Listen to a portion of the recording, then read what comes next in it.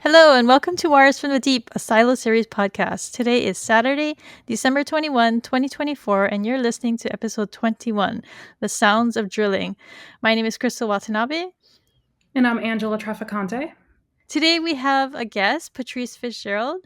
She is an author and a longtime fan of Wool and Hugh Howey. She even wrote a book set in the world of the Silo series called Karma of the Silo. Hi, Patrice. Hi, Crystal. Hi, Angela. How are you?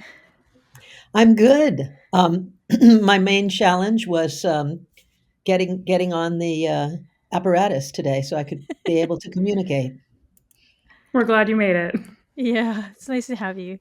Thanks. All right, so we're gonna stick with our format from last week, and we're gonna walk through the different point of views or different storylines throughout the episode instead of going scene by scene in chronological order. We'll revisit that, but for now, we're gonna stick with that because we kind of liked how that went last week. Okay, so we're gonna start with mechanical because they were pretty much the focus of the episode this week, right? So yeah, it was very exciting. I'm still reeling from it. Did you watch it today or? Well, last night for me, yeah. Okay. And it's as I said, lots going on, and I'm glad that you're sort of following the different stories individually because it is so intertwined now. Yeah, so the episode starts with all the deliveries being held, and I was actually kind of confused by the opening scene because at the end of the last episode, they showed them breaking down the barricade, right? And then at the start of this one, the barricade's back up. Yeah, yeah. Well, what I thought I saw was them trying to break down the barricades, but did they succeed? I mean, I'm talking about the episode before the one we just watched. Yeah, I agree. I think they were just kind of maybe barely, like, a few people might have slipped by. Like, obviously, Walker had to have slipped by. But I don't know if they got it down all the way. I think they did because remember I said that I saw that graffiti on the wall that said, what did it say? Clean this with a picture of a middle finger. Although now that I think about it, I think it was going the other way. Cause like in this one, the raiders were up top, right? And the people down Yes. below were trying to get up. And I think Yep. in the last episode, it was people trying to get down, right? Well, you have the four folks. Well, they were four, and then they were two that were up top, and we're trying to get down. It's very exciting, but there are a lot of different things going on, and sometimes the way it's filmed, because of course they want to amp the drama, and there's plenty of drama. They intersplice scenes where it can get confusing as to who is who and who's going up and who's going down. Yeah, I thought it was just a barricade to keep the lower down deep people down there. I don't know. Now that I think about it, I remember Sandy being on the left side trying to get down into the residential area. So I don't know. Maybe it's a different barricade, or they like got the crowd under control. I don't know. I was just a little thrown off by that because I thought they got through, but Mm-hmm. and now it seems like they're in reverse. So I don't know. It must be a new barricade. But anyway, to keep going, and then they move to Knox and Shirley, and she's like fixing up his wound from the cable. The cable like Right. got snapped, and then it hit him on the back of his shoulder blade, right, or something. Yeah, I think so. But then he takes her to, I guess his name is Mark, and I don't know. I still don't know what section he's in. Is it just like a metalworks area? Which one is Mark? Mark is the guy in the wheelchair. I don't remember which right. episode it was, but he had gone to him, I think, in like the second episode or something, and told him, well, if anybody comes to you and asks for weapons, don't do Right. it. And I think basically it was implied that he was telling him to just make weapons for him, and that was what you thought, right, Angela? Yeah. I thought he was just some sort of metal worker or someone who could have the expertise to make weapons. Well, isn't there a whole recycling area? And we see some of that in this most recent episode. But I think that he was referring to a different, I don't know where it is in the silo, but materials that get thrown down that people are just getting rid of. And that's what he is in charge of. And so he had taken some of that and, used them. They were turning them into weapons. And armor. Yeah. Because I just assumed that a lot of the mechanical people kind of did multiple things. So I think he's just like a general mechanic person who has like a lot of skills probably. So then they move us to the cafeteria, and all of the people are shouting at Knox and Shirley, and they're trying to defend themselves. And I guess they wanted them to turn themselves in because of the food deliveries being cut off. And poisoned. Oh yeah, that's right. I forgot about that.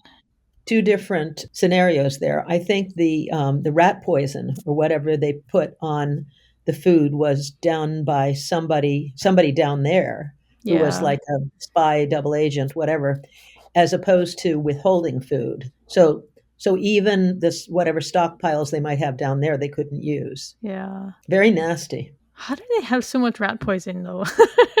It looked like a lot, and I mean, it must have been a lot of food that they had to poison. Because I think she said even like their eggs were poisoned. I don't know how you'd do that, unless you feed it to the chickens.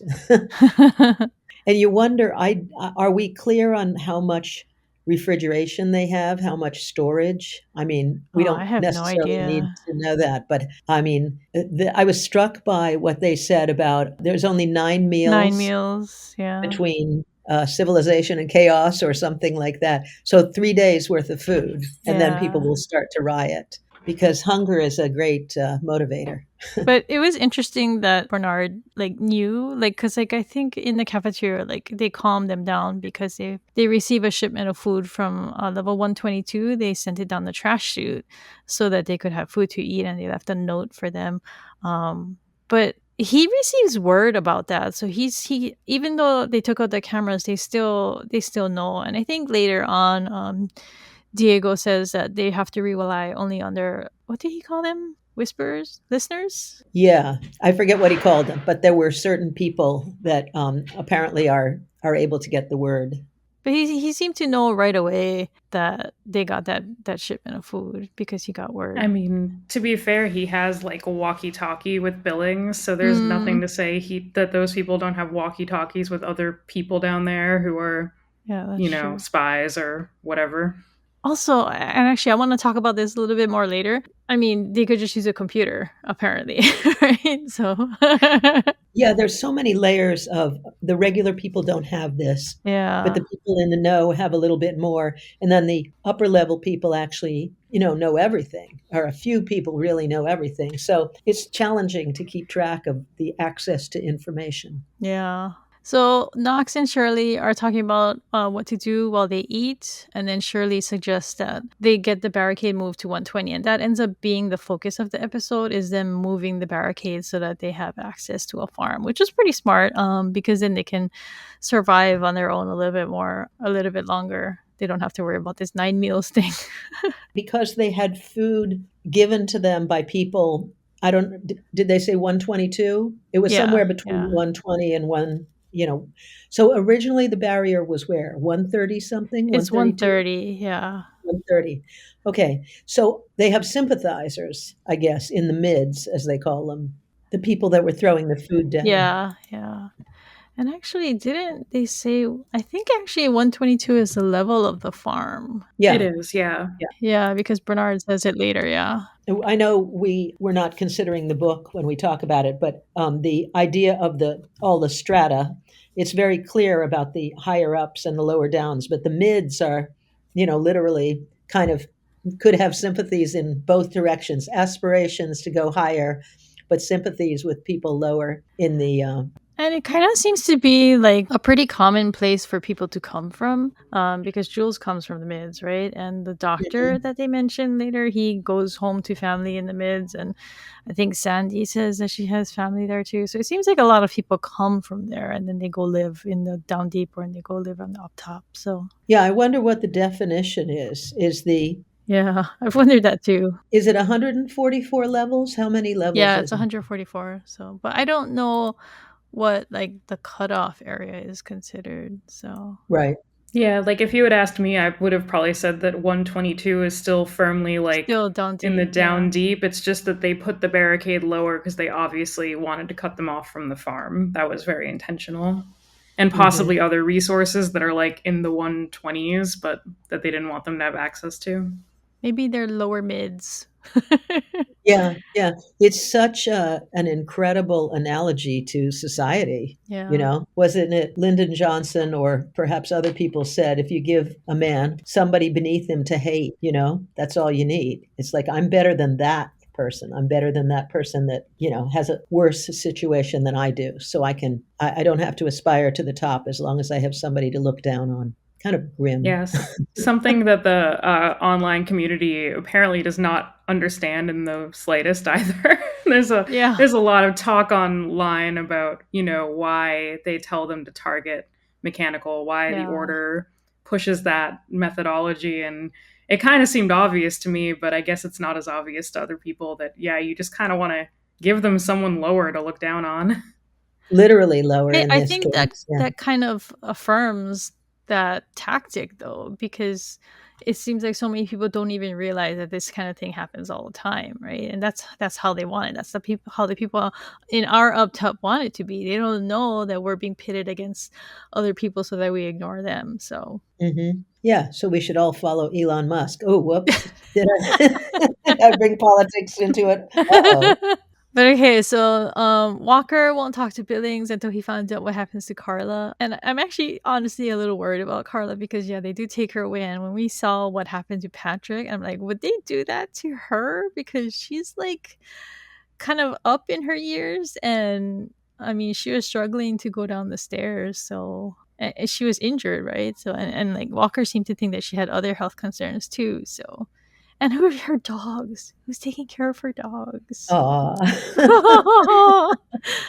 Yeah, I'm worried about her for sure because we don't know where she is, right? Yeah, I mean he can't seem to find her, so that's Yeah. worrisome. I hope that it'll turn out that she's just being held somewhere and not like with a bag over her head like Patrick, but who knows with Bernard. You know how in a lot of movies and TV, you figure, well, they're not going to be super terrible to the women. They save the grave injuries and the terrible torture for the men. But look what they did to the judge, Yeah, you know? That was pretty grim. yeah, that was cold. Mm, mm. Okay, so Knox gets armored up, and it was kind of funny to me because he looked like the kind of typical armor that you see in like fantasy games and stuff. Yeah, it was Uh, Gladiator, wasn't He looked kind of yeah, like a raider too. Like I almost mistook him for a second when he came on screen. Like he didn't even look like himself, like dressed up like in all black armor. it can be hard between what the Raiders are wearing, and especially when you don't know who's coming up and who's going down. They have people above them and people below them, and you're like, okay, but his was silver, so I don't know. Maybe he's a silent well, Mandalorian. He's only got one piece. He's got to work his way up to more pieces. and he made a statement. I don't know if it's premature to talk about this, where he said, you're going to get 10 of us, and you're We're gonna get all of you. yeah, yeah. So how were they going to do that? They figured because they had some armor and they could move faster that the guns couldn't get them. I think they had them flanked, and that's why he said that because they had the raiders up on the top of this, coming down the stairs, but they had other people on the bottom of the stairs, and then they had Amundsen and his guys like on the walkway or off to the side, but Shirley was behind him, right? Or something. Where was she? No, she was on the stairs too, right? How did the people get above them? Was that with the concrete? They got past the barrier, or these were just sympathetic people that were above No, them? yeah, yeah. It was the down deep people. They cut their way through, I guess, Yeah. the floor in the storage, I guess. Ah, Yeah, I think okay. Nox was meant to be like a distraction, like to get everyone to come to the barrier, and then they could like Okay. surround them with the people who'd gone up like through the cement and come back down to flank them. Either way, I still thought it was a pretty bold statement. I was like, they have guns and you don't, Yeah, so Yeah. yeah. Yeah. Maybe you haven't seen guns before, so you don't. So they don't pull them out, I guess, unless it's they're all locked up, and it's like, okay, we're having a rebellion. We get to pull out the guns because in a silo, are the bullets going to ricochet around? I Yeah, don't know. yeah, yeah, and it doesn't seem all that wide too when you think about it. So Mm. yeah, so they I don't know. Do you think it looked like the same winch, right? That Amundsen threw down? yeah. I think I right? think it was also I think Walker was actually repairing it, wasn't she? Like Oh, when that's what she Billings was went to working talk to on. her. I think that may have been what she was working on, although I didn't get a good look at it. But then when I thought about it, Oh, when I that saw the makes winch, I was like, I sense. bet they repaired it. Yeah. Oh, I okay. think you're Yeah. right. Yeah. So That's what yeah, was they going they drill into the stairs and they secure the winch to that, and then that's how they take down the barricade. They Mhm. hook it onto the grate, and then that they wind it Oh. up, and that's how they bring it down, which I thought was pretty ingenious. That was a good tactic. But they successfully get them to retreat to 120, and so they secure a farm. And oh my Mhm. god, Bernard was pissed. He says, "What's on 122?" or whatever when he's having that Yeah. conversation, yeah. He Hmm. had a lot of really good moments this episode. Yeah. He's terrible. I hate him. We're supposed to hate him, so mission accomplished, right? Yeah. Okay, we're gonna move to Bernard.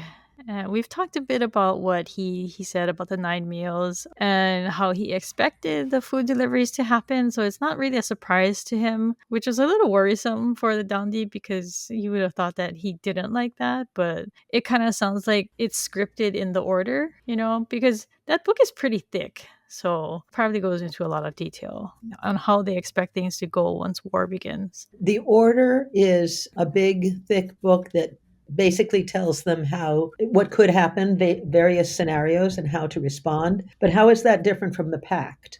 I think his is more like for him knowing all the things that he knows. Like he must have a set of goals that he has to stick to Yeah. maintain order in the silo, and I guess that's why it's called the order.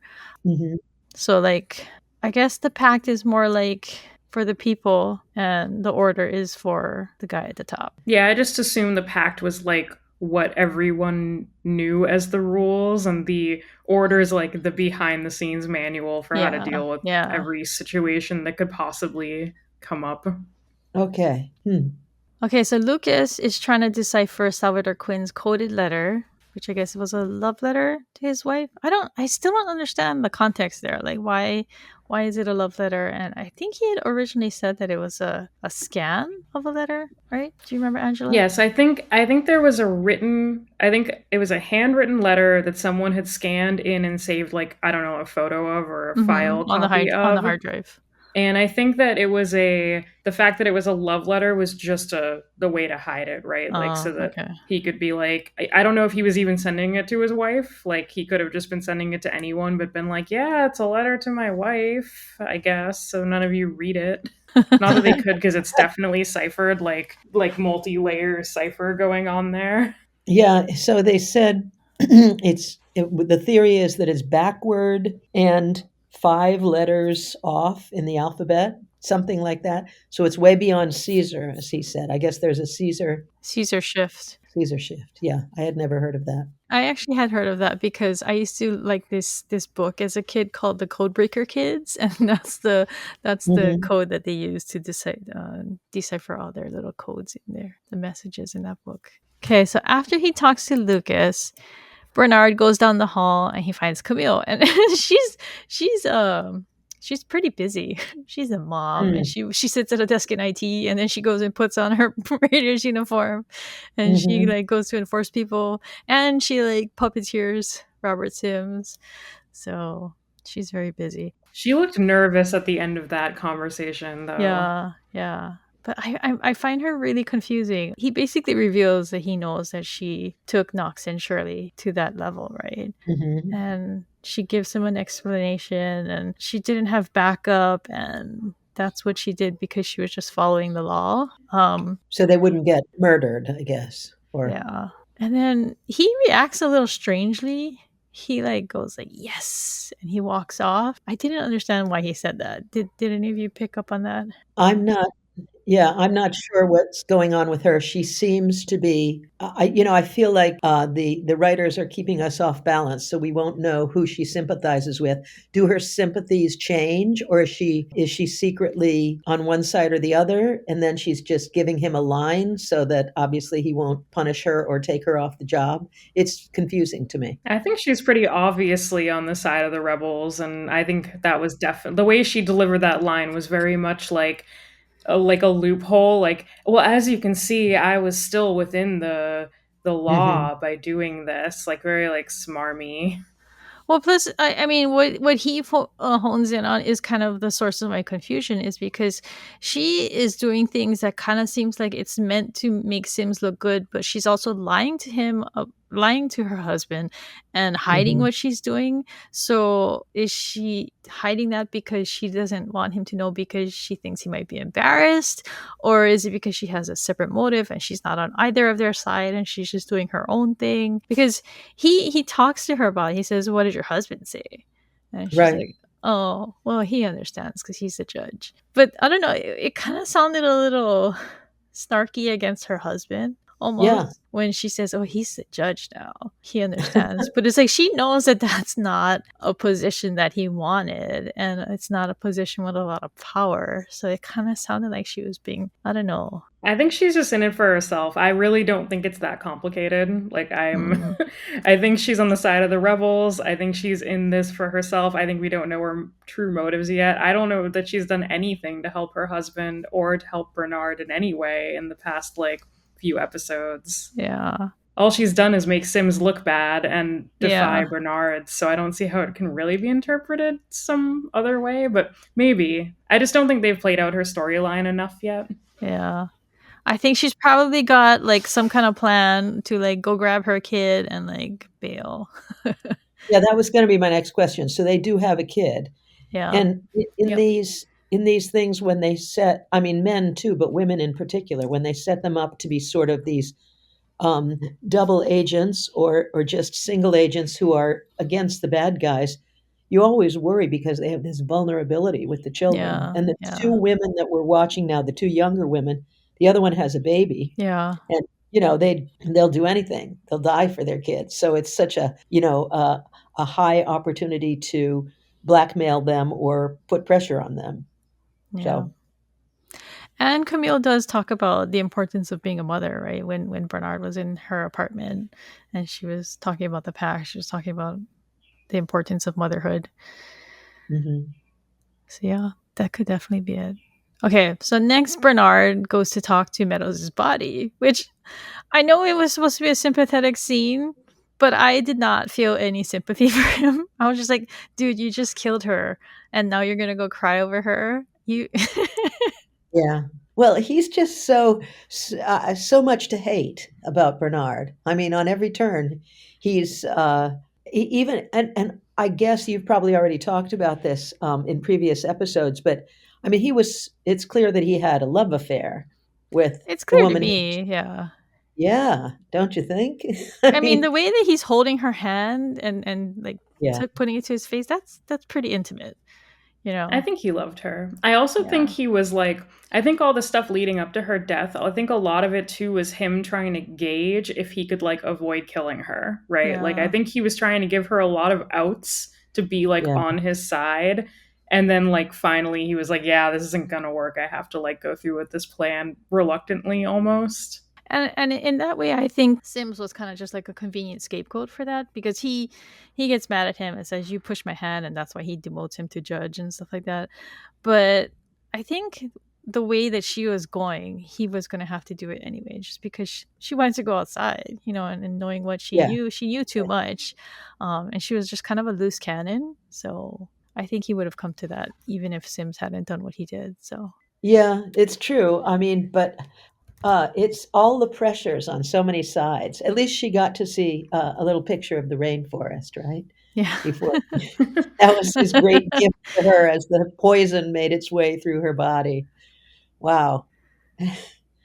Okay, but so in this scene he's like crying about it and then he just switches right back to being an evil guy, right? He just snorts and he like grunts and he like goes right back to being mean Bernard. It was like a pretty fast transition. I was like, "Oh, see, yeah, he's still there. That's evil Bernard that we know." Mhm. Yeah, he's very bad. Okay, so Billings is in the down deep. He's with Knox and Shirley. He's finally got them to admit that they're claiming that they were framed for Judge Meadows' death. And so Billings, to remind people, is like the pack nerd. He has like awards in like pack competitions or something. I think they mentioned that in Yeah. season 1. So he's like the letter of the law kind of guy. But yeah, so that's why he calls and he requests a full investigation. But while he's like saying that, Bernard tells the people in janitor to disable all communications in the silo. He just basically hangs up on him, right? So Yeah, that was a great scene. I love that. yeah. Bernard just like, fuck me, I lost the sheriff. And it's Yeah. that I got satisfaction out of, because oh my god, I just want something to not go his way. He just seems, because like everybody on the subreddit has been saying, why is he doing this? He's doing all the wrong things. But they don't. I think what they don't realize is that these are all things that he wants to do. He means for all of these things to happen, right? So he wants this war. He wants this blaming mechanical stuff. So things have been going exactly the way he wants it to, as is shown by him saying, "Oh, the sneaky food deliveries are a little early," but he expected them. So So that's all because of the order. It's basically predicting things in each yeah, scenario, apparently. it's like his playbook, right? The order is like his Mhm. playbook for the rebellion. So okay, so and then it ends with Lucas, and he says, "This was a big scene." um, Lucas says that the message, he's been trying to do the Caesar shift, I guess, but it's not really working because not all the words are making sense. So that means that there's a code within a code, and Bernard is just like, this is more complicated, and to understand it, you're going to need to see the legacy. And then he just busts out his copy of the pack and he swears him in. I mean, it must have been kind of a shock for Lucas, right? Because I mean, what, like the day before he was in the mines, or maybe 2 days? I don't know. I just love how Bernard still does these things, like, even though it's like ceremonial at best. Like, he did it for Sims 2, where he was like, I'm swearing you in as judge on your copy of the pact. And now he's like, Lucas, I'm swearing you in as my shadow. And I'm like, does any of this matter anymore? Like, can't you just be like, hey, you're my shadow, dude? Like, whatever. But he still adheres to this like weird little bit of like tradition and ritual. Yeah, it is strange how they're following the quote unquote letter of the law, and then they're totally not, and then they're back to it. It's like they're grabbing onto these, secure pillars of governance, which aren't that secure anymore. So hard for them to find stability, which I'm sure is what they're trying to do, just to keep things from blowing up. I will say though that swearing in on the pack is better than drinking a bottle of water, like Lost. You know what I'm talking about, Angela? Yep. I never saw Lost. I never Oh, got into okay. it. Well, I won't say anymore, but yeah. Basically, they pass things on with a bottle of water. Oh, okay. People said the ending was disappointing, so I never jumped in, but Oh, well, if you like character-driven shows, it is not disappointing in the slightest. It might get a okay. little like off track in the middle, but you should definitely check it out. It's one of my favorite shows. Yeah, I'm a Lost ending defender. I loved every second of Lost, and I've Yeah. rewatched the whole series like 4 times, Oh, and wow. I will never say the ending is disappointing or bad. Yeah. I loved Oh, it. interesting. And actually for like maybe like for 5 years after the show ended, I would go back once a year and watch all the final scenes and just cry. It's just so emotional. It's Oh, so wow. good. Well, maybe I'm mixing it up with Game of Thrones. Is that the one where people hated the ending? Well, I mean, people do hate the lost ending. I mean, I'm not Yes. denying that people hate the lost ending. Okay. People do hate it, but like I said, if you like character-driven shows, it is Mhm. really, really, really good. Wow, I should try it then. We're always these days we're looking for new shows. We finally watched Mad Men, start to finish. Ah. Yeah, give Lost a try. It's pretty clear from like the first season that just based on the format that it's character driven. So Mhm. you end up caring about the people, and so the way that they close out the show really gives a lot of good closure. So yeah. Okay.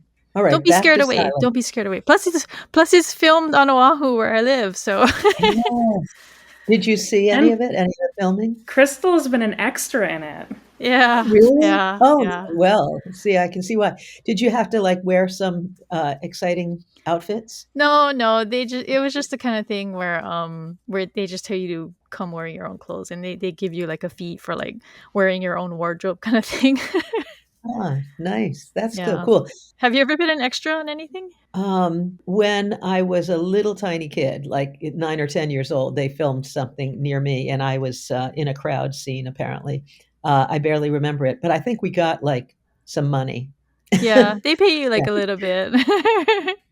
Yeah, I mean, if you see any casting calls for extra, I find it to be fun, and like you Mhm, mostly just hang out on set and talk to the other extras, and you get mhm. to watch them film something, and yeah, it's really interesting. Maybe we should make a visit to wherever in the universe they're filming Silo and see if we can do it. They should give away an extra spot. That would be great. That would be very Yeah, popular. yeah. Okay, so we're gonna move on to Billings. Billings, I don't know. Hank wasn't really in this episode as much, so it was more combining Billings and Patrick. And I'm always willing to see more Patrick. Patrick is he's hilarious. But he's still in he's in bed in I don't know. It looks like it's Hank's apartment or something, right? But he's complaining because the doctor that they brought to him is a Dr. Shadow. He starts ragging on him, giving him shit about whether his balls have dropped and when's the last time he shaved or has he started shaving and things like that. And he only has aspirin He to only has remove the bullet. aspirin. Yeah, only doctors get the strong stuff. But like, Hmm. I mean, aspirin isn't that strong either. So I mean, No, it's not. It's not gonna do any good for removing a bullet. It no. takes a while to take effect. I was actually contemplating naming this episode "Take Two Aspirin and Don't Call Me in the Morning," but me and Angela agreed it was too That's long. good. But yeah, so Patrick rejects Felix. He wants somebody else. And so Billings goes to the deputy station. This is what something I wanted to talk about because he starts chatting with his wife on the computer and telling him that they need a doctor and they need to be like unofficial, like on the side. And I guess that's why they were setting up Kathleen Billings with Nichols earlier so that she would have an in with him. And she would be able to go and talk to him and say, oh, they need you in the down deep. But okay, so I had thought that they had been establishing or that they had established in the first season that it's not always easy to communicate. Like, wasn't the walkie talkie not allowed for anyone, like an ordinary citizen? Doesn't Jules talk to Walker with one and they're not supposed to have it? Yeah, I think you're right. I think And they don't then. allow them that communication. And then I thought that the paper telegrams or whatever that they get, those are expensive. The runners But I go up guess and I down. don't know. But then I guess Billings is a sheriff, so maybe he has Yeah, a I think you're forgetting that like people at the top have a lot of yeah, privileges. So I just yeah. assume that Kathleen is like allowed to use like his His computer computer to in their apartment. communicate or whatever. It's Yeah, like you're included in the perks of being the sheriff if you're the sheriff's wife. yeah. Well, did Okay. she also used to be something? What was she? I'm I getting don't the think they've talked about what she does. It uh, seems like she's just a stay-at-home mom. So not that there's I'm getting anything just con about. yeah, I'm getting confused about the 2 wives of Oh yeah, Camille I was not Common. What's Common's character's name? Of course, he's, Sims. Yeah. Sims, yes. Yeah, yeah, and the other wife. So, oh, I was gonna ask you, this is off the track, but and we can table it, but what are the ages, say, of Jules and her father? Because I would think another thing they might do is get rid of the old people if they aren't very productive anymore, and I haven't seen them talk about any of that, but if Jules is she 25? Juliet Nichols was born in 109. She's Oh, 34. 34. Okay. So her father is 60? Probably around there. Yeah. Yeah, the oldest people we've seen are maybe Walker. Mayor Johns, Marnes, Bernard. Bernard, Meadows. Yeah. Well, okay. So, yeah, Mayor Johns. Is that how you pronounce it? That's how I pronounce J it. Yeah, Jahn. that's how I pronounced it. I never knew Johns. whether it was Jans because it sounds like it could be Oh. Oh. Scandinavian or something. Hmm. Johns. I don't know. I thought that they said it in the show as Johns. Yeah, they probably did. Yeah. Yeah. Um, Okay, I was just curious about that because you'd think at a certain point they would just off the old people. They're taking up space and they aren't productive anymore, and they still eat food. But we haven't heard anything. That'll be a spin-off series. Actually, Kill they the old. they do address that a little bit in the first season, right? Hmm. I think because there's Gloria, you know, the old lady with the long hair who is a flamekeeper. Yes, yes. They have a place in the medical wing called long term care. So Oh, right. they do have old folks homes in the silo. So they do take care of Yeah, their old and people. she's got maybe dementia or confusion anyway. I think with her it's a medically induced dementia, right? Was that what it They was, give her the Angela? drugs. Yeah, I think they intentionally did that, or Yeah. that's the impression I got, but I don't know. I don't think she's there of her own, like from natural causes. I think they put her Right. there. Yeah. I remember now. Yeah, you're right. They're drugging her. Poor Gloria. Okay, so Pete and Kathleen and Pete arrive and they help take out the bullet. But then after that, Patrick is reluctant to talk. He's like, "Well," he's like hemming and hawing, and Billings asked everybody to clear the room. And I was actually a little nervous here because I thought, "Oh, what is he gonna do?" Like, Yeah, I I was too. yeah. I mean, it didn't seem like in character for him, but I was like, "Oh my god, is he gonna hurt him?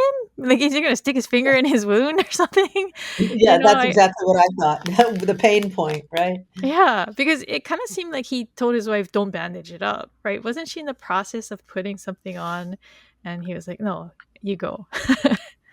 So yeah, that was I think I mean that was probably what they intended us to think. And even when he slammed the chair down, I thought he was gonna hit him with the chair or something. And even then, even though that wouldn't have been in character for him, I just kind of was scared that he was gonna do that anyway. Yeah, I definitely thought so. And then Patrick tells him that he tells him about the glitch, basically the glitch that we Yeah, saw the in season video. one. Because Patrick Yeah, has seen the video, right? Like he saw in the its whole video. entirety. Yeah. Yeah, yeah. I like how he says like I can't even describe it. Like that's just really funny because like he doesn't have any conception of like these things, so it's probably as hard for him to describe as jewels. Yeah, he tells him it's like the page, and he's talking about the page that Billings showed to him. He says only a million times better than that. So tell So, me what the page is. This is from a book or one of um, those so magazines they had? in season one, Billings found in Jules's apartment the travel guide to Georgia, the picture Hmm. book or whatever, and so Yep. he was really scared by it because it's obviously like very very forbidden, and so I think he threw it in the oven and he burned it. But before he did, he ripped out a page to keep for himself, and that's the page that he shows to Patrick. Yeah, it's like an like a color illustrated. Either it's a drawing or a picture of like beautiful Georgian scenery or something, I think right? Or like the ocean, or I the don't even know. I no forget. the picture the page they showed him, I think it said Blue Ridge Mountains. So Okay. Oh, because you could kind of see blue and I think on it. So, and then I looked it up, and yeah, it seems like Hmm. it's something that they would be able to. I don't know if you can see it from Georgia, but I'm assuming it's what it is. So it's in Hmm. Appalachia or something.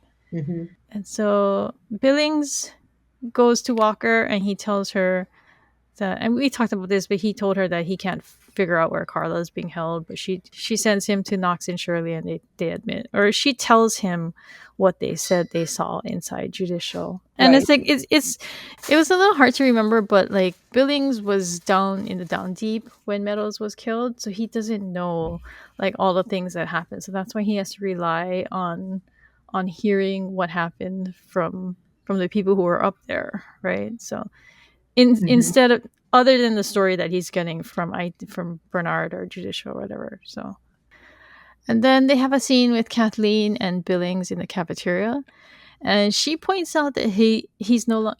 She asks him when's the last time he took his herbs, and he's like apologizing, saying he's forgotten. And she asks him to hand her a cup of water, and then she points out that his hand is no longer trembling, and she says, "Why do you think that is?" And she tells him, "I think that maybe he's changed." And so I was really intrigued by this. I got the impression that they were saying that the people in the up top are possibly being dosed with something else or being poisoned or something. Because I think you have the causality. Well, I thought the causality was the other way around there. I thought that he takes his herbs in response to the shaking to like uh-huh. improve the shaking, and the fact that he hasn't felt the need to take the herbs means that his shaking has like gone away.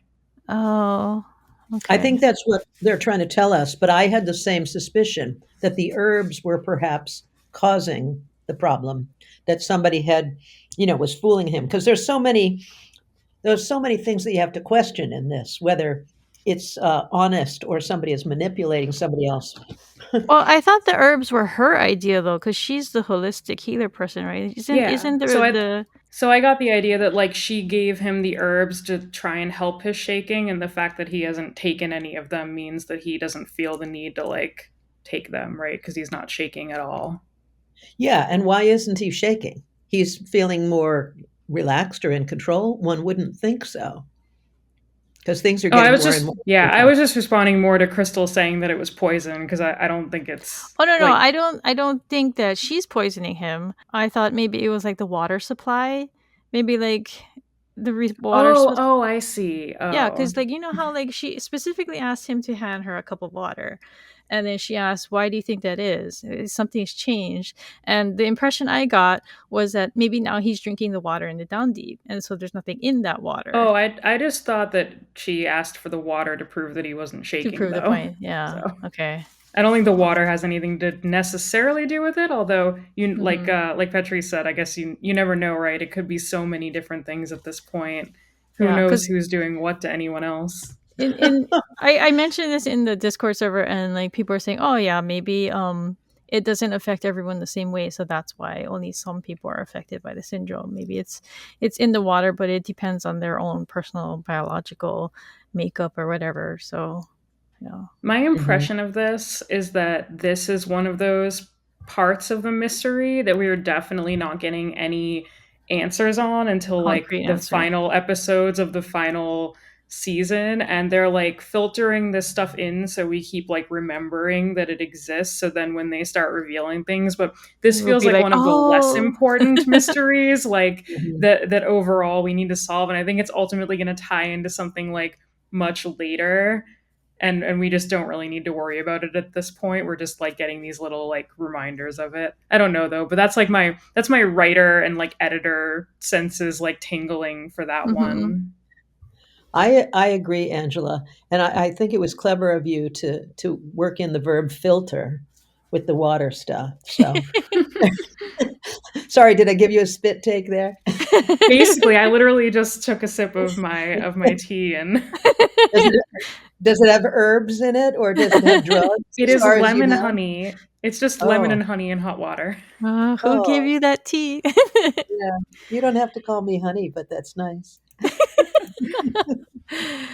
Okay, so we're gonna move on to Dr. Nichols, and some of it we've already talked about, but I did want to bring up this one thing. So, as we mentioned earlier, Kathleen goes to Pete and she tells him that they need to go to the down deep, and they use a fake woman in labor who needs a C-section to get past the barricade.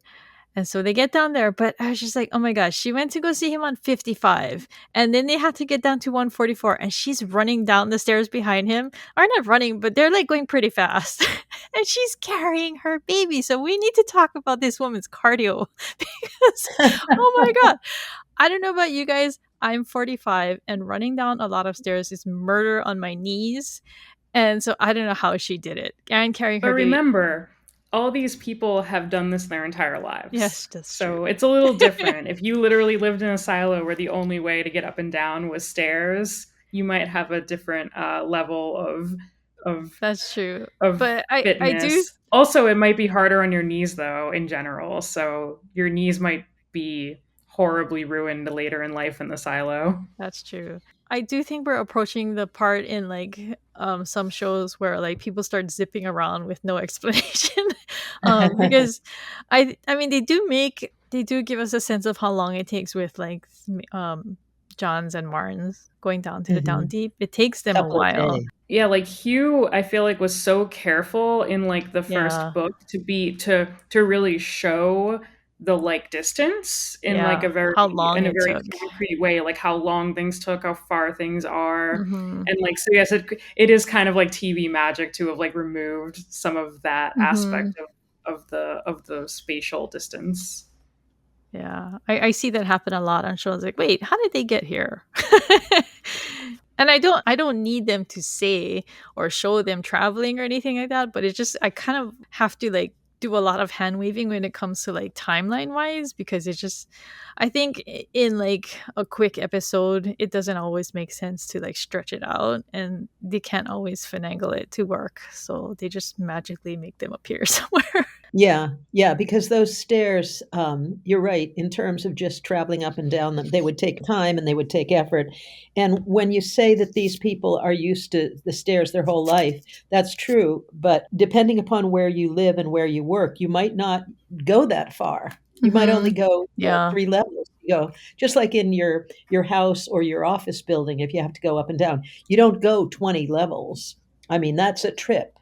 And Yeah. yeah, you're right. In the books, there was very careful setting out how this was a journey. It would be like I don't know, not flying from Hawaii to New York, but going from New York to Boston anyway. You know, that would be a trip for them. And, I do think they did pay attention to that in, like, the first episode because I do recall Allison telling Holston that she was gonna go visit George, and she was gonna stay somewhere overnight while she made her journey down. So, I Yeah, we do know think they have like rest houses. I yeah, think they've mentioned them more than once in the show. yeah. You'd think somebody would have figured out a vehicle to attach to the railings to Mm, slide. That was Not obviously on the allowed. inside. Well, yeah. not Yeah. allowed, yeah, but still. I mean, you can always do ropes, right, and hope your buddies catch you lower down. So something else I like when I was watching it the second time, I was like, I hope they're just showing Dr. Nichols at the barricade with his bag because he's given the baby back to her because oh my god, if he made her carry that baby down all by herself through the whole silo without helping, um excuse me. But the baby's pretty small now, right? That baby could be 15 pounds or I mean, something. that's still a lot when you consider how many It stairs that is. is. Yeah, Yeah. I mean, even yeah. even carrying a pet that far, I think would end up weighing on Well, she's got someone. a she's got a sling, so it's Yeah, like yeah. carrying it on her body rather than in her arms the whole time, but yeah. Yeah, I wouldn't have a baby in the silo. I mean, I've had a baby in a sling and it makes me sweat. It made me sweat a lot more than walking by myself just because it's just added weight on your front. Yeah, So, yeah, yeah, and it's hard on your back too, so yeah. Well, that's because you live in Hawaii. It's always but we don't know what Yeah, there's temperature it snow is on the in ground Canada. here. What is snow? Okay, so his final scene, and I thought this one was really good. Dr. Nichols goes to Martha and he thanks him for taking care of Jules and he asks about the tape and he asks whether I guess he said he had heard that they switched the tape. Where would he have heard that? Anyway, she confirms that that's what happened, and Martha tells him that she did that because she knew that Jules wouldn't have wanted to make all of them watch her die on the hill, which I thought was really Mhm, touching. mhm. He asks her if she thinks that she could still be alive, and she says no, she doesn't see how she could be. But yeah, it was a really emotional scene. I really enjoyed this one. Yeah, I thought it was powerful. When you talk about, them watching her die on the hill, of course, that's the genesis of the very first story of the very first Wool, was Mm-hmm. this the former sheriff looking at his wife's Yeah. decaying body, in the suit out there. That notion sort of spawned this whole thing, which has become like an empire now. Do you think they're gonna make a theme park, a silo theme park? Like We could all run up Westworld and down style, the like you stairs. get to like go Yeah. there and visit and do missions there and stuff. There is a section of some theme park in Dubai dedicated to the Hunger Games, so anything goes, I think. I always pictured, Hugh Howey being, part of, the fan signings when they have silo cons, you know? Maybe it'll happen like Star Trek, right? Well, what is the Harry Potter one that was put on by fans? Wasn't LeakyCon? Isn't wasn't LeakyCon? Didn't that start off as a fan run convention? LeakyCon. Hmm. Yeah, I think so. Get that going, Patrice. I must start now. But yeah, I thought that was very powerful. That point that you're talking about. Yeah, that was really good. All right, let's move on to everyone's favorite character, Sims. Mhm. Oh my god, everyone complains about him so much, but he's. It kind of seems like he's being sidelined for Camille, because she gets a lot of attention for her machinations going on. But in this one, Diego was trying to tell was he trying to tell Bernard, or was he trying to tell Amundsen, or maybe it was both of them. Basically, he got a message from his auntie, and Right. he's always like wanting to say what level she's on. He keeps saying that she's on 135 and that she's one of the listeners, I guess. And he's Okay. the one that warns about the mechanical people coming upstairs wearing weapons and armor. But he goes to Sims, and she was the one that tipped him off about the concrete saw, right? Yeah, I think so. Yeah. Yeah. Okay. There was a whole thread complaining about this concrete in the concrete saw in the storage closet. And I didn't even think about it.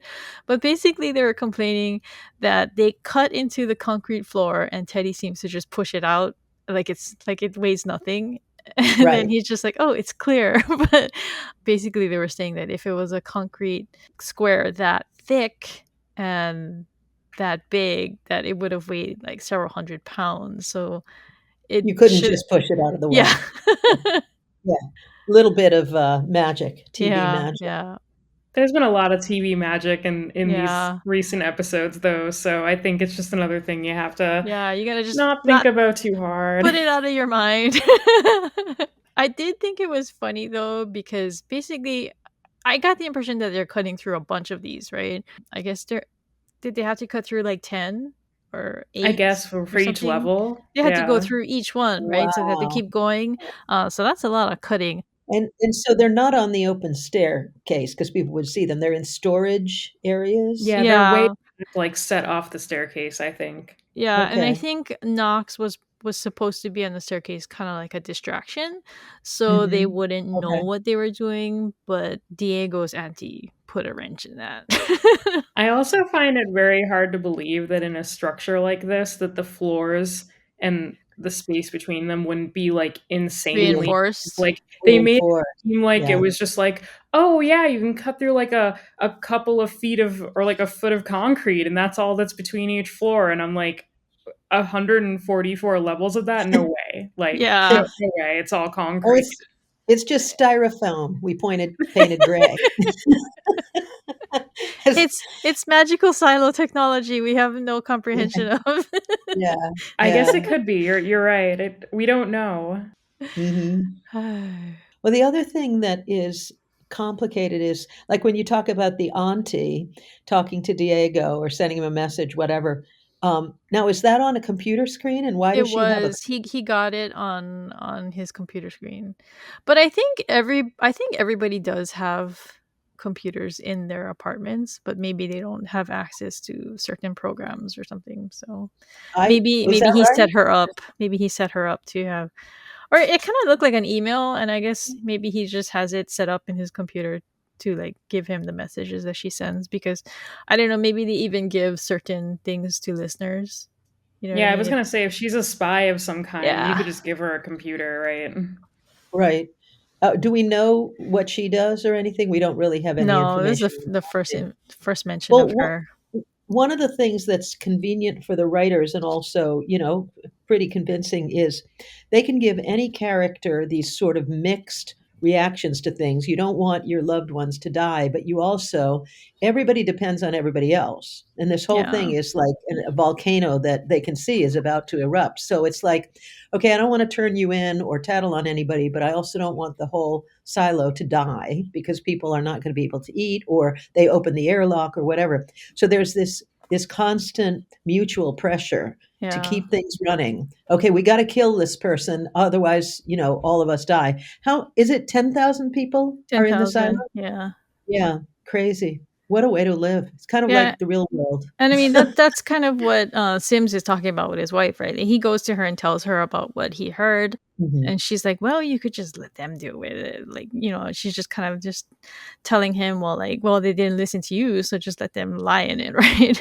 Yeah, But yeah. he argues that he could be petty like that, but this might endanger their son, so that's why he wants to do something about it. So he can't do anything himself, but he basically asked her to go do something. So she gets dressed up as a raider in her raider outfit and she goes to go help them. Mhm. But I was actually amused by that scene, the one we were talking about earlier where like you can kill 10 of us and blah blah blah. It was that Mhm. confrontation on the stairs. But I guess when Shirley's group finally got out of the closet and they were gonna flank them on the stairs, and then I guess the residents on that level were like pointing at them and everything, and she's like, "Shh, we're on your side" or something. But they were standing right in the open.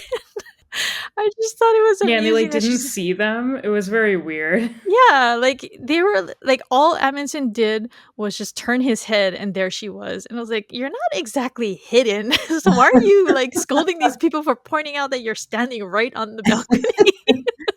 Shh. Don't tell him I'm right behind him and he can feel me breathing on his neck.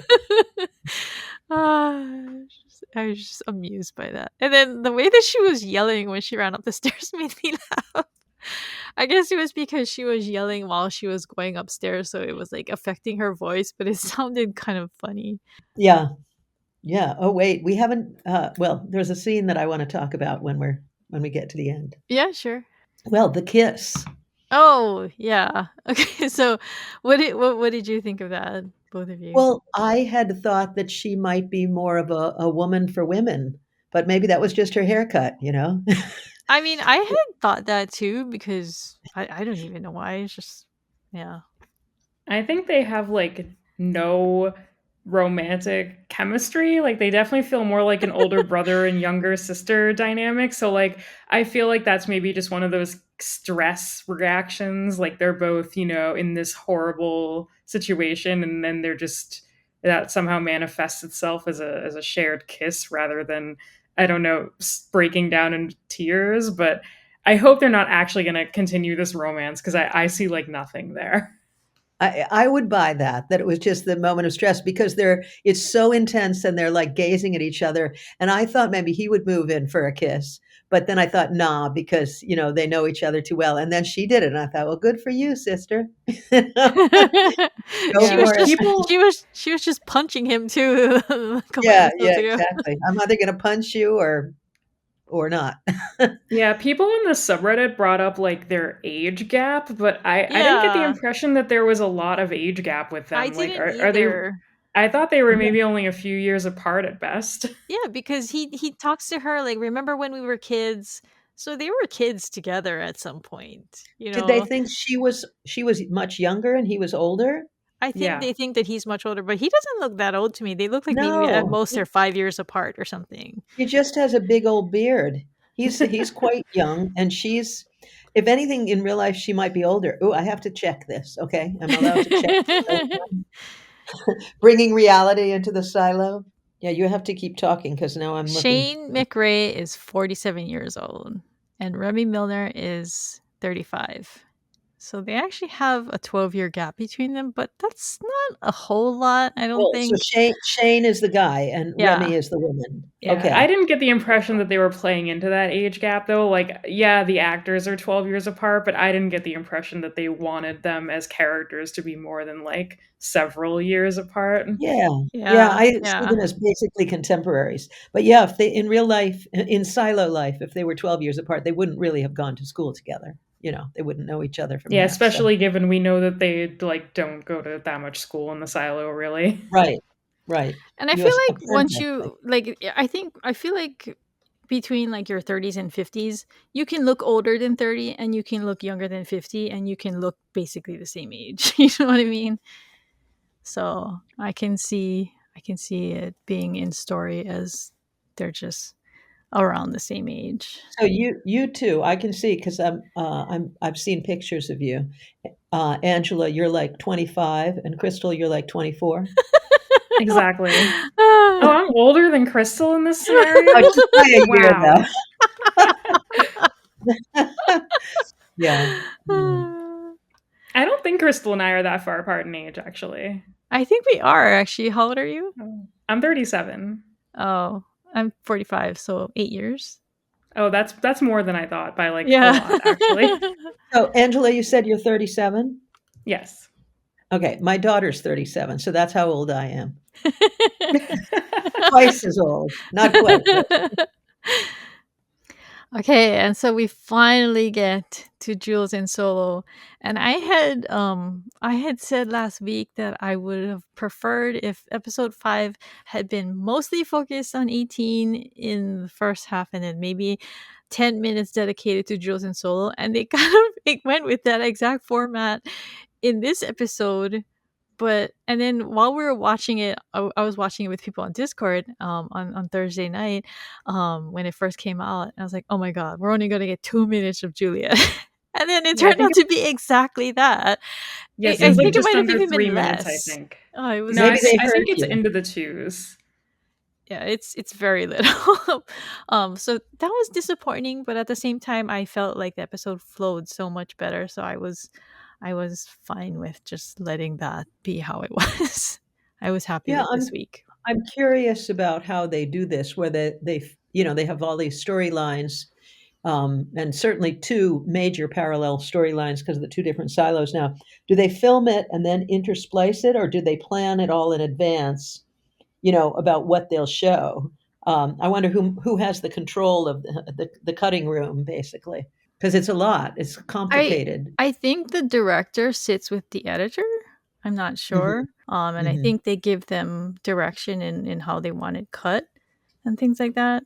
I'm not sure though. You have any idea, Angela? No, not really. I mean, they do have scripts though that are concrete to like every episode typically. Mhm. So I think aside from maybe one-off moving of scenes, they probably stick to like what was scripted out for that episode for the Mhm, most part. You'd No, have to but get I someone on here who knows more, yeah, Crystal. yeah. mhm.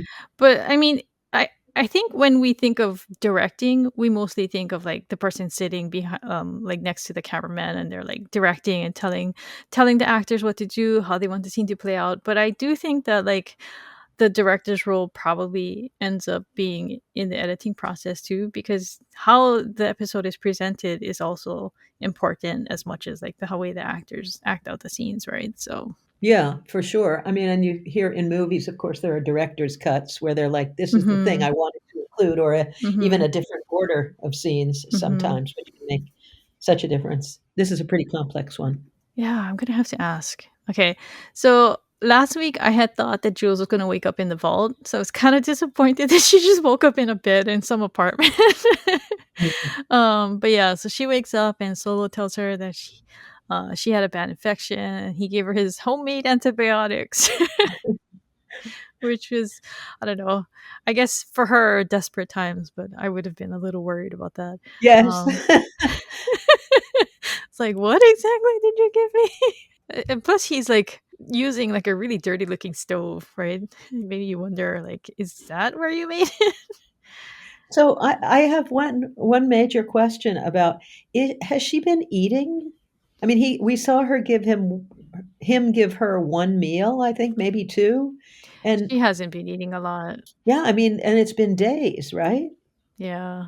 I mean, I think it's just something where it's like she probably felt sick because of her wound, and so she Mhm. wasn't hungry, and also she seems like the type to be hyper focused on something, and she'll focus on that, and she won't take care of herself, kind of thing. So I saw like people complaining about how why would she let her wound get to that point and things like that. But I think for certain types of people, if you focus on something and you're so set on that, it's very easy to lose track of like drinking water and things like that, or eating meals and going to the bathroom. Like those are things that you can easily just like toss to the side if you like are really into a project, you know?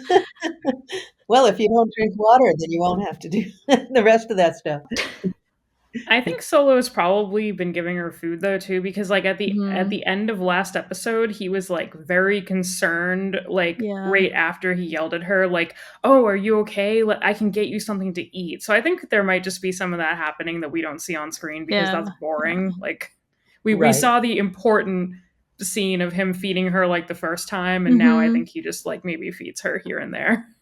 So here's something that may be very obvious to you guys, but I wasn't sure. She doesn't go into the vault, right? Or she does not the No, vault. she No, still She hasn't doesn't gone go. in there. So he comes out, and wherever she is lying now is he either came to that apartment and found her, Yeah, or it's yeah, an anteroom in front of. Yeah. So I she's think it's just that same apartment. Yeah, I think it's okay. that apartment she collapsed in at the end of the yeah, last episode. But of course, there are 144 floors. Well, I don't know how many because it's up to a certain level. I guess the water's still rising, right? And that's why he wants her to fix it. yeah. And do we know what level the water's at? It's like at okay, so It's like IT is two on levels 19. below IT or something. Oh IT is wow! on So it's like 19, and I think they had said that the fire suit that she had to go diving for was on 23. So I think oh it probably flooded up to like around 22 or something. so So hundreds of levels or yeah, a it's hundred really plus high. levels. Yeah, Yeah. it's Oh, he said he's gonna be underwater in like 10 months or something is what he Yeah. said. Yeah. So he and doesn't. conveniently, he has calculated that, and he knows. Yeah. So we see how much time he has. Okay, so they he doesn't have. I asked that because I wondered how he could find her. But if there's only a couple of levels that they would probably be on, then she'd be easy to find. Mhm. You just go, yeah, Plus, it was the apartment of an IT worker, and so if he's related to somebody in IT, and he seems to know the silo really well, so if he yeah, knows where the IT people typically live, then I'm guessing they lived close to IT, so that they would have a very fast commute. So he probably mhm, would have only had to search a couple of levels before he found her. right, So. right, And he knew what she was doing too, because she had said that she had to find something. Like she was going to go to the suit room because she couldn't, and he knew that her helmet was busted. So yeah. So he could trace her steps. yeah, but so Solo, Jules tells him that she found a helmet. He's like, "Oh, I know," because he hid her helmet and her suit because he's using it as leverage so that she'll fix the pump, which. I think I think they're probably gonna fight about this a lot. I mean they fought about it a little bit in this scene, right? Because she's pissed, and like rightfully so, because she has like this very urgent thing that she has to get back to her silo, but he wants her to fix this before. And they fought about it in the last episode too, but I think they'll probably fight about it some more. But he'll only give it back to her if she fixes the water pump. So this is the new problem that they had talked about in the episode description that Jules has to face. So Hmm. There was a lot of chatter on the subreddits about Solo's behavior here, and a lot of people being like, "Oh, he's not so childish after all, is he?" And someone said he's a conniving little shit, is what he is, and I really loved that because it's so true. Like he's obviously traumatized and damaged in some ways, but he still knows how to apply like pressure to another person. yeah, Well, he's a great character because he's so unstable. You don't know yeah, what to expect yeah. from moment to moment. Is he going to, burst out with anger? Is he going to save her life, or both? You know, in the same breath. I think the actor. What's the name of the actor? Steve Zahn, Yeah, he's great. he He's great. He, Yeah, is. at the very so beginning, he was very compelling and scary, weird. You don't know what to expect, which is wonderful in a character. Yeah, because when he's speaking normally, he has a very soft, gentle voice. But when he was screaming at her, it was very convincing and scary, right? He just lost his shit at her. Yeah, yeah. You really worried whether she was going to, that was going to be the end of her right there. And from the way that she reacts too, she's scared, right? She's like cowering down when he's yelling at her. She's like getting smaller and smaller while he's like Mhm. raging at her. So she's like really disturbed by how he is too. So I think that's probably another reason she wants to get out of there. Mhm. yeah. But yeah, so we don't see that much of them, and that segues into where things are going to have to pick up again next week. But I was pretty happy with the episode overall. Same. Yeah, I liked it a lot actually. It's probably the I really liked the first episode of the season, which I think is contrary to how a lot of people Mm, feel, but I think this is like my second favorite so far. mm. I found it very powerful. It's a lot to follow. I appreciate having the opportunity to kind of pick your brains and hear it discussed again because I think, I should go back and watch everything as some people have. They watch things a couple of times, but these intertwined stories are both difficult to follow but rewarding. It's really, pulls you in, and there's so much going on in these little microcosms of the world, that were built from Hugh's imagination. So what I do is the first time I watch it with no subtitles, and because I just want to watch it like for how it is presented. And then the second time I watch it, I turn on the subtitles, and then I pick up a lot when I get to read what they're actually saying. Because I don't know, it's sometimes when we're watching something for the first time, it's so easy to just miss certain things. I don't know, but yeah, it's really helpful to go back with subtitles later. So Yeah, we do subtitles all the time now, just for that. And sometimes in a movie or something, or just a TV show, I'll catch things that you absolutely couldn't hear, but they give it to you mm, because it's in the script.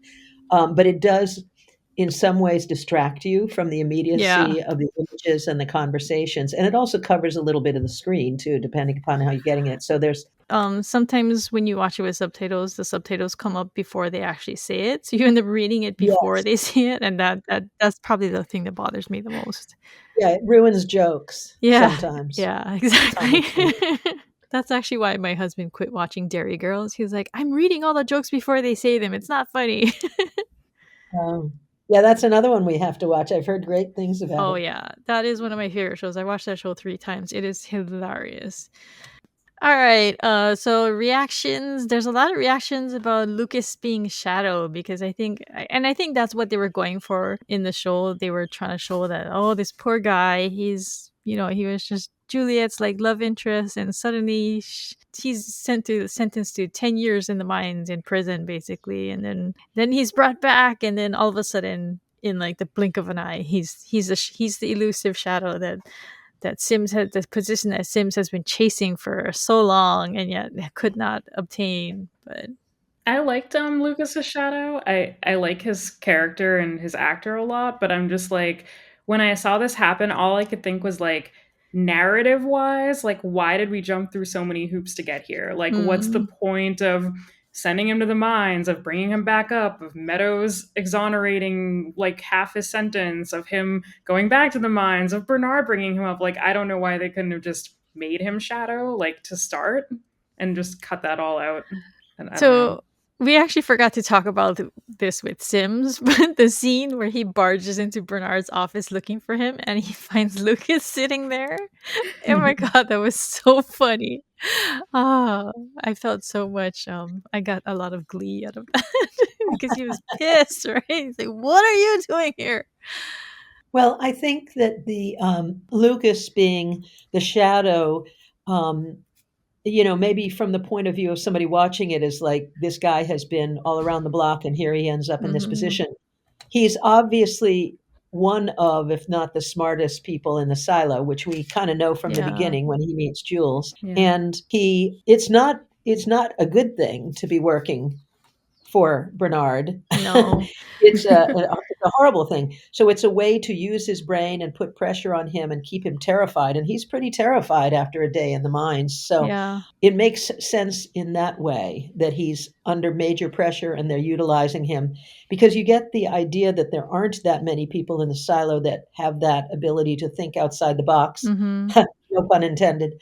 And they use and abuse everybody, to both for nefarious reasons, and because the silo has to use whatever it has just to survive. So it's really fascinating the pressures on all sides, literally and figuratively, in this powder keg of the silo. So I didn't disbelieve it. I didn't think that Lucas would have imagined this or even wanted this for himself, but he's pressured into it because you're pressured into everything there. You have a slot and they make you do it, and that's how people live together. I was actually joking that because like people were saying, "Oh, he was in the mines and now he's working for Bernard. He's a shadow, yay for him!" And I was just like, "Well, maybe he's gonna find out next week that the mines were better than being under Bernard's thumb, like literally, right? I mean, he's gonna be with him all the Absolutely. time." Yeah, it's not an enviable position. It's not like, yay, he's made it. He'll make a good salary. No, it's a possibly a death threat. So, Well, plus also I think it's safe to assume that he's going to have to stand on the side and watch him make all these horrific decisions, right? And he's probably not going to be able to do anything about it. mhm. So, that's a specifically it's kind of a different kind of horror, but he's going to have to deal with that too. So it's he hasn't really, I think he's gone from physical torture to like mental torture probably. Good analogy. Well, and you know that they're setting it up so that his former love Mhm. and he are going to bump heads if he's the shadow or if he becomes, the next Bernard. Yeah, And because I mean, they're setting her up to go back, right? So right. presumably that's where she's headed. So yeah, you're right. And they're pitting Sims against Bernard, and so I don't Mhm. know. Like it kind of seems like that's where they're going, right? They're making Sims be very anti Bernard. So I don't know. Maybe that's going to It be. must be it must be hard to write for these things because when they started, they had did they know they'd get 2 years of the series, 2 seasons? I think they did, but they didn't know they'd get 3 and 4, and now Mm. they are gonna have 3 and 4. So you have to write imagining that you might have to end it after 2 seasons, or you might not, and then you have to, have enough conflict going on and enough future for the next 2 I seasons. think they planned for 4, right? That was like the original Yeah. idea. Well, they hoped, but yeah, I mean, there are a lot of series that where the plug gets pulled before they can do what they plan to do. So, but yeah, apparently the season 2 is going to have quite a we hear from Hugh, it's going to have quite an impact, the last episode. So, Well, we only have 4 left, so yeah. it's getting to the end. One of the things that came up a lot online when I was scrolling through stuff was talking about how like the progression of events in Silo 18 right now seems very similar to the progression of events we saw like at the beginning of Silo 17 and during their rebellion. So I think it's really interesting that like it's possible that like all silos fail in the same way and we just like and whether like really anything can be done about it at all, like if anything Bernard's doing can even save things or if like it's not even meant to be saved, who knows. It kind of seems like how we had said the order seems to be like a playbook for the IT head. And maybe the difference is that the IT head was killed. Because that's the impression that you get from the opening scene of the season, where the sheriff is like, I didn't mean to, my finger slipped. So it kind of seems like he killed Russell. And so Russell couldn't finish playing out the events that were supposed to happen to keep the silo under control.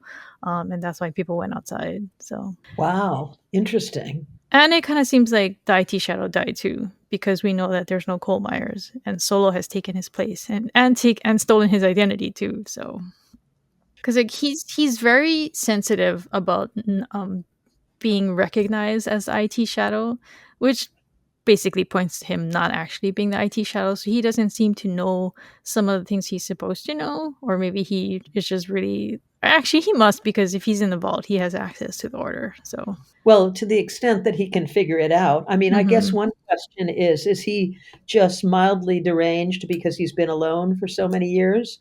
Or is he a crazy person who couldn't, who would never have been, uh, who should not be in that position because he can't really figure out what's going on? Yeah, because I How, mean, if he started off going in there as a child, like how does a child deal with that kind of information and that much information, especially having been born in the silo in that environment too, right? It's I think that would drive a lot of people crazy. So, how do we know how long he's been alone? I mean, they kind of seem to imply that he was 11 or 12. I mean, based on right, Angela, the what Jules says about the level Yeah, B but Jules classroom. says and also we know that Silo 17 was dead before Bernard was Yeah. head of IT. because he said that to Meadows, right?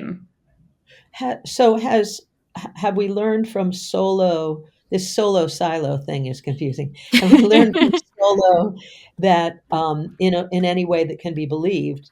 How I mean, so it's like 20 years I think or it's 30 probably years? closer to more than 30.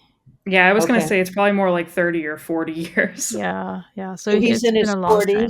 If he was like 11 or 12, kind of a thing. I would think he would be 40s or 50s right now. Okay, Yeah. huh? He doesn't look that old to me, but it's hard to say because he's so strange. But anyway, so that's I the think idea Steve that it's Zahn's been. like 60, so Is he? Is he really? I Oh, think close to it, maybe not quite 60, but I'm pretty sure he's like in his late 50s or 60. people look younger and younger to me the older I get. So, If you want to see him looking really young, you should watch You've Got Mail. He was in that movie and oh, he is so baby faced. I saw it years ago. He's apparently 57. Okay. Yeah, I don't know if they're aiming for that as an age for the character or anything, but that's like a ballpark of like what, they picked this actor for a reason, so I mean, he kind of looks like that around that age to me, like 50s. So, I Yeah. mean, it kind of tracks for me. So, Well, because he acts like such a child in some ways. Yeah, I see. yeah. 57. He's from Minnesota. Okay, in real life. There's no Minnesota in the silo. There's only Georgia, I guess. All right. So, I mean, that's the breakdown. Any last thoughts from either of you? Just thank you. Thanks for having me on. It's really fun to go through it and try to parse it out because it's fascinating and complicated at the same time. Well, it was really nice having you. Thank you for joining us. Oh, yeah, you're thanks for coming welcome. on. Yeah, my pleasure. Nice to meet you, Angela. Nice to meet you. I'm going to send you guys a picture so you can see how old I look. I don't have a beard though. So, all right. See you later. Okay. Thank you. Thank Bye you. bye. Bye. Bye. Okay, so quickly before we wrap up what we've been watching, I finished Slow Horses. Super stoked about that. Really looking forward to the next season coming out next year.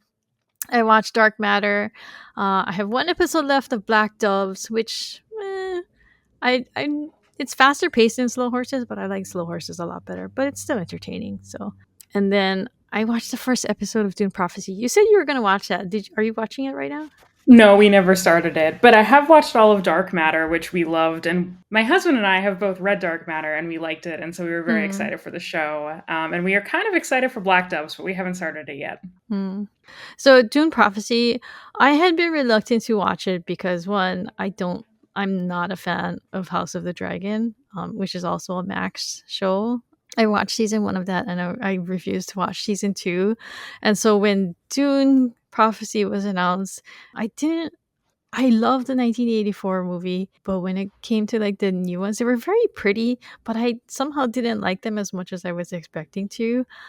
So when this show got announced, I watched the trailer and I was like, I wasn't that into it, but I was very impressed by the first episode. It was Really? it was very good. The production value is insane. Everything looks amazing. The actors are really good. The costuming is amazing. And the pacing of the show is very impressive. I highly recommend it. Huh. We kind of have similar feelings about the movies to you. I think like we liked them, but like we weren't like didn't love them. So we Yeah. were a little reluctant to start Dune Prophecy as well, but we have like I don't know. I'm hoping we'll have some time in like January and February to just catch up on like some shows or things that we like decided not to start in 2024 Hmm. because like we keep a list and then we cross things off of it like as they come out and we watch them, and then there's like a bunch of leftover stuff that for some reason we like didn't try for various factors, and Hmm. I might try and knock some of those things off like in early 2025, which is right around the corner. Oh my god. I know. Oh my goodness. Yeah, I haven't really been watching anything this week. I've had a bunch of like admin tasks and other work things that were the types of things you could sit in front of a TV and sort of like watch. And so I've just been watching reruns of Survivor because Paramount Plus has like a Survivor channel where they run Survivor 24 hours a day. And I just had that playing in the background like all week while I did really boring like work stuff. Thank you for joining us for another episode of Wires from the Deep. If you're enjoying our podcast, be sure to leave us a review on Apple Podcasts. If you're listening on Spotify, you can leave us a comment and let us know your thoughts on our discussion. You can join conversations about the show on the Silo Series subreddit and the Down Deep Discord, where you can participate in discussions with other fans or join our Friday night watch parties. If you want to contact me or Angela, you can leave a comment on one of our YouTube videos, or you can email us at crystal@thedowndeep.net.